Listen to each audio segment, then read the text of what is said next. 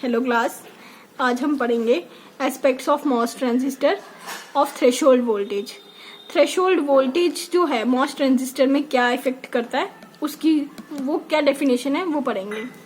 होता क्या है बेसिकली, अगर हमने it is the minimum gate to source voltage, मतलब कि gate to source minimum voltage जो है वो होती है जो हमें क्या करती है, एक कंडक्टिंग पाथ क्रिएट करती है किसके बीच में, सोर्स और ड्रेन के बीच में। मतलब कि इन दोनों की वोल्टेज जो है वो हमें जरूरत होती है, थ्रेशोल्ड वोल्टेज हम उसको कहते हैं, जो क्या क्रिएट करती है, एक कंडक्टिंग पाथ क्रिएट करती है किसके टर्मिनल्स में, सोर्स और ड्रेन के टर्मिनल्स में, इसके और इसके टर्मिनल्स में।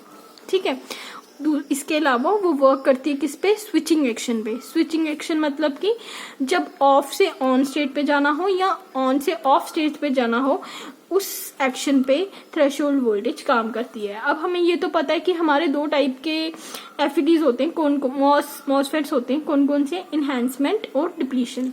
ये हम पिछले वीडियोस में पढ़ चुके हैं इनकी वर्किंग। ठीक है, अब जब इनको इनहैंसमेंट से ऑफ स्टेट डिप्लीशन में जाना हो या डिप्लीशन से इनहैंसमेंट में जाना हो, तब हम ये यूज करते हैं।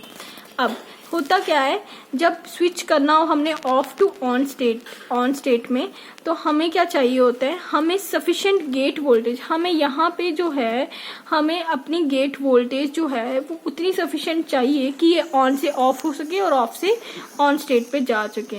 ठीक है, इस वजह से हम क्या करते हैं, जर्नली इस अपनी गेट वोल्टेज को थ्रेशोल्ड की जो जर्नल वैल्यू होती है उसके थोड़ी बिलो रखते हैं, ताकि लीकेज को हम क्या कर सकें, लीकेज करंट को हम मिनिमाइज कर सकें।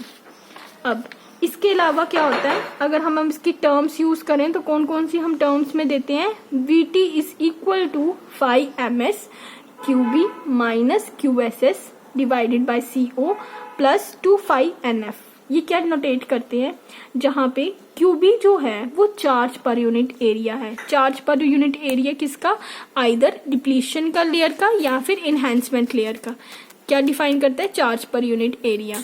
उसके बाद आ जाता है हमारा QSS। QSS जो है वो हमारा क्या है, चार्ज डेंसिटी।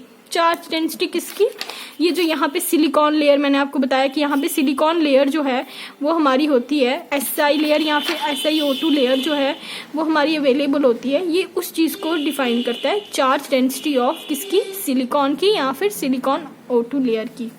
ठीक, उसके बाद आ जाता है CO। CO जो है वो क्या डिटरमाइन करता है, कैपेसिटेंस पर यूनिट एरिया, किसी भी एरिया का कैपेसिटेंस डिफाइन करना।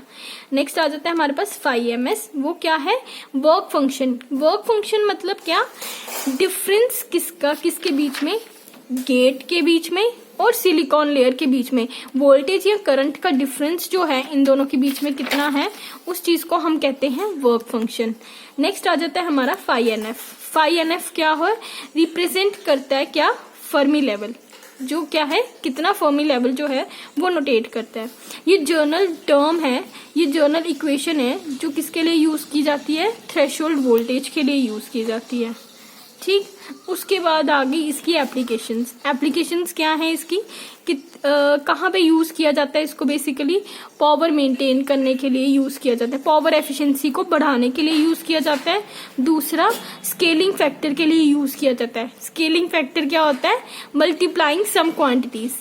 ठीक है, सम क्वांटिटीज को मल्टीप्लाई करने, सेम क्वांटिटी को मल्टीप्लाई करने के लिए हम स्केलिंग फैक्टर यूज करते हैं। अब इसका ग्राफ जो है, ग्राफ इसका क्या आता है, अगर ड्रेन करंट और वोल्टेज का, VG का, ये ऐसे हमारा थ्रेशोल्ड वोल्टेज हमें नोटेट होता है। थ्रेशोल्ड वोल्टेज की जर्नल वैल्यू क्या होती है, 0.7 वोल्ट सिलिकॉन के लिए और 0.3 वोल्ट जर्मेनियम के लिए। डिपेंड करता है कि हमने कौन सी वोल्टेज जो है वो हम कंसीडर कर रहे हैं। इसमें क्या होता है, रेजिस्टेंस तब तक चेंज नहीं होता किसी भी डायोड का जब तक वो ब्रेकडाउन वोल्टेज या ब्रेकडाउन लेवल तक नहीं पहुंच जाता। ये क्या डिफाइन कर रहा है हमारा, थ्रेशोल्ड वोल्टेज। Thank you.